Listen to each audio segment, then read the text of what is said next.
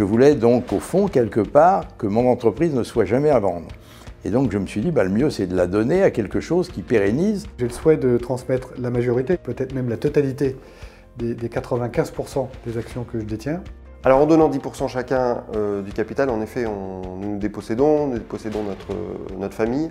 Moi je veux réconcilier entreprise et philanthropie, économie et philanthropie, en faisant déjà en sorte qu'une partie des profits remonte dans un fonds de dotation qui soit actionnaire de l'entreprise. Ce qui motivera les entreprises de la bio à se déposséder d'une partie de leur capital pour le loger dans le fonds de dotation actionnaire, c'est leur contribution à un modèle de développement de la bio en France sur le long terme.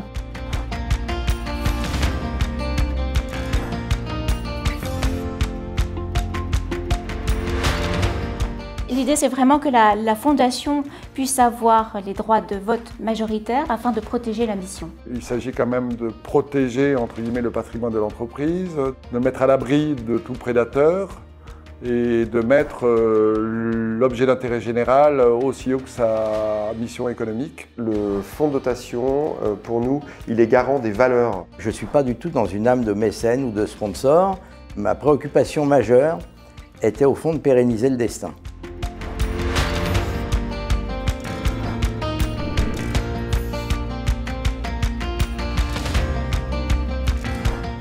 C'est un modèle qui est encore peu connu, mais il y a un mouvement qui s'est amorcé. Nous avons donc rejoint la communauté de facto parce que nous pensons que c'est important de le faire connaître, de le diffuser. Aujourd'hui, ça paraît pas possible, peu vraisemblable que des entrepreneurs s'intéressent à ces questions-là, et pourtant, on en rencontre, et ils sont nombreux, de grande taille et de petite taille. Donc tous les modèles économiques sont concernés. Dans De facto, il y a un certain nombre de chefs d'entreprise très originaux, dont la valeur financière de leur entreprise n'est pas le principal moteur, mais c'est bien la valeur de l'homme, la valeur de leur métier, la valeur de l'action de leur entreprise sur la société future. Il y a aussi ce partage d'expériences qu'on peut avoir à travers ses membres. Certaines personnes, depuis plus d'années que moi, réfléchissent à ces sujets de fondation ou de fonds de dotation actionnaires et au mode de gouvernance associée. Puisqu'ils ont tracé le chemin, je vais pouvoir profiter de leurs conseils avisés.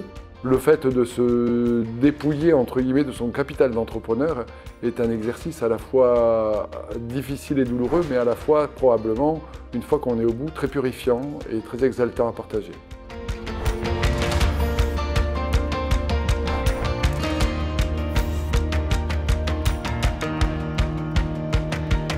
Je pense que les politiques doivent se rendre compte que les entrepreneurs, ce sont aussi des gens qui ont un vrai rôle sociétal à jouer et qu'ils sont prêts à le faire et ils sont prêts à y aller à fond. Le travail qu'on commence à faire avec De facto contribuera aussi à faire bouger les lignes. Avec De facto, on a pu aller s'inspirer dans d'autres pays de modèles différents qui ont fait leurs preuves déjà depuis longtemps, qui sont intéressants, et puis du coup de porter un plaidoyer en France. On l'a fait dans le cadre de l'élaboration de la loi Pacte récente, mais il faudra aller au-delà de ça. Et si De facto grandira, c'est parce qu'il y aura un enthousiasme à se retrouver et à partager ces valeurs-là et ce plaidoyer.